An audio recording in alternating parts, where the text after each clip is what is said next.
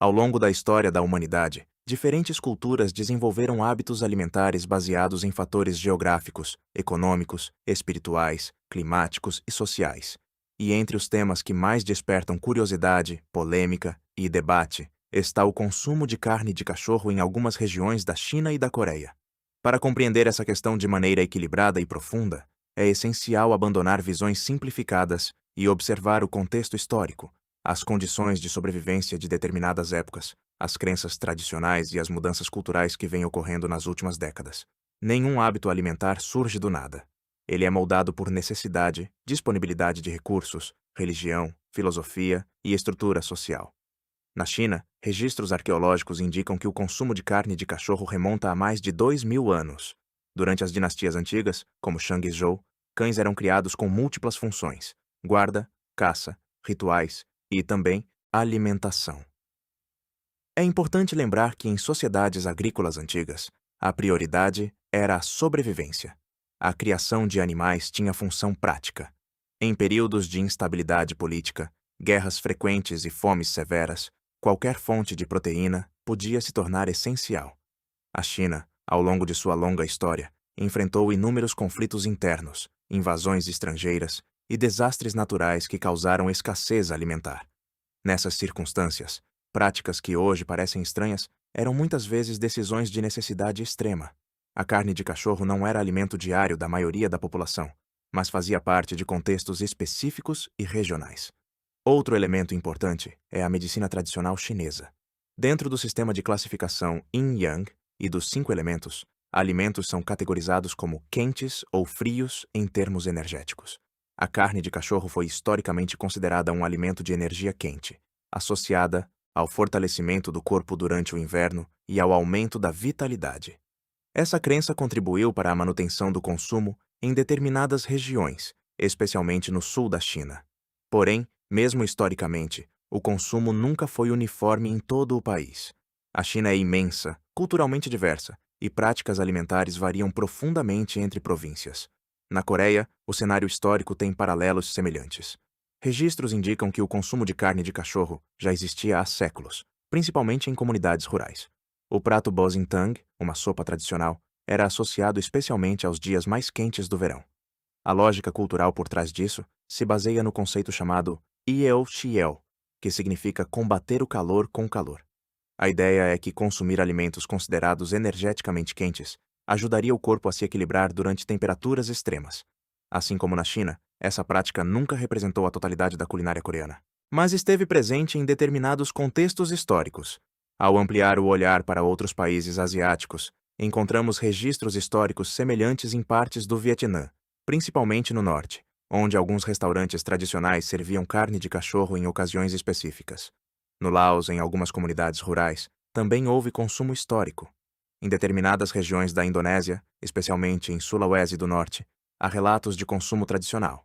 Nas Filipinas, houve registros em comunidades isoladas no passado, embora atualmente a prática seja proibida por lei. Em todos esses casos, é essencial compreender que não se trata de uma prática universal, mas regional, minoritária e muitas vezes associada a períodos históricos específicos. Por outro lado, o Japão seguiu um caminho diferente. Historicamente, o arquipélago japonês foi fortemente influenciado pelo budismo a partir do século VI. O budismo desencorajava o consumo de animais de 4 patas, promovendo uma dieta mais voltada para vegetais e recursos marinhos. Durante certos períodos históricos, houve decretos imperiais proibindo o abate de determinados animais. Embora essas proibições não tenham sido permanentes nem totalmente absolutas, elas ajudaram a moldar uma tradição alimentar distinta. O Japão desenvolveu uma culinária profundamente baseada em arroz, peixe, frutos do mar, algas e vegetais. O fato de ser um arquipélago com acesso abundante ao mar reduziu a dependência de animais terrestres como fonte principal de proteína. Além disso, culturalmente, o cachorro no Japão consolidou-se mais fortemente como animal de guarda, caça e, posteriormente, de companhia. Diferente de certas regiões continentais que enfrentaram extensos períodos de fome devastadora, o Japão desenvolveu sistemas agrícolas e pesqueiros que sustentaram sua população de forma diferente. Mesmo durante períodos difíceis, como guerras e crises econômicas, não se estabeleceu uma tradição consolidada de consumo de carne de cachorro. Na modernização da era Meiji, Quando o Japão passou a incorporar o consumo de carne bovina de maneira mais ampla, a carne de cachorro continuou ausente da culinária tradicional. Outro fator importante é a construção simbólica do cachorro em diferentes culturas. Em muitas sociedades contemporâneas, cães são vistos como membros da família. Essa percepção, porém, é relativamente recente em termos históricos globais. No passado, a relação com os animais era predominantemente utilitária. Cães eram caçadores, guardiões ou trabalhadores.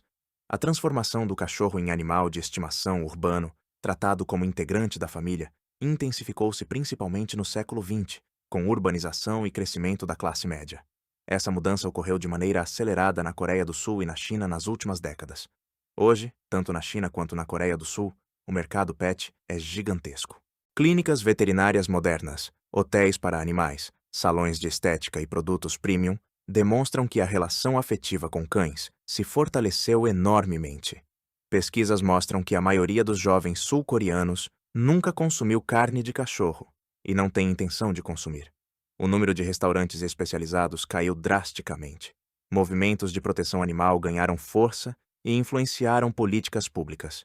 Em 2024, a Coreia do Sul aprovou uma lei que proíbe gradualmente a criação e o abate de cães para consumo, sinalizando uma mudança cultural profunda e histórica. Na China, a situação também está em transformação. Embora ainda existam práticas regionais, muitas grandes cidades passaram a classificar cães como animais de companhia, não como gado. Organizações locais de proteção animal cresceram em número e influência. O debate público se expandiu, impulsionado pelas redes sociais e pela exposição internacional. Jovens chineses, frequentemente, demonstram posições críticas em relação à prática. É fundamental observar que o debate sobre consumo de carne de cachorro também expõe uma questão mais ampla: o relativismo cultural.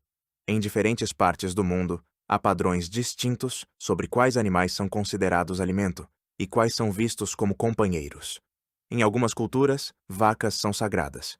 Em outras, são parte central da dieta. Cavalos são consumidos em alguns países europeus, mas vistos como inaceitáveis em outros. Coelhos, patos e porcos também despertam reações diferentes dependendo da sociedade. Essas distinções não são universais, mas construídas historicamente. Também é importante destacar que muitas vezes o tema é tratado com generalizações que não refletem a realidade atual. A ideia de que, na China e na Coreia, se come cachorro, como se fosse uma prática cotidiana e amplamente aceita, não corresponde ao cenário contemporâneo. Trata-se de práticas regionais, historicamente situadas e cada vez menos comuns. A globalização, o intercâmbio cultural e a expansão da consciência sobre bem-estar animal têm transformado mentalidades. Além disso, crises alimentares históricas ajudam a entender como hábitos surgem. Em períodos de fome extrema, populações ao redor do mundo consumiram animais que hoje não fazem parte da dieta comum. A sobrevivência molda decisões. À medida que as sociedades se tornam mais prósperas e urbanizadas, os padrões alimentares tendem a mudar.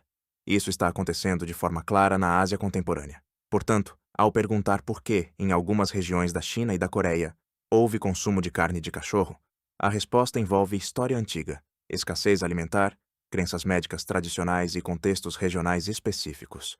Ao questionar por que no Japão essa prática não se desenvolveu, a resposta envolve influência religiosa, geografia insular, abundância de recursos marinhos e uma construção cultural distinta. Ao observar outros países asiáticos que já consumiram ou ainda consomem em contextos limitados, vemos novamente a influência de fatores históricos e regionais. Mais do que um tema isolado, essa questão revela como culturas são dinâmicas e como hábitos alimentares não são fixos. Eles mudam com o tempo, com a economia, com a urbanização e com os valores sociais.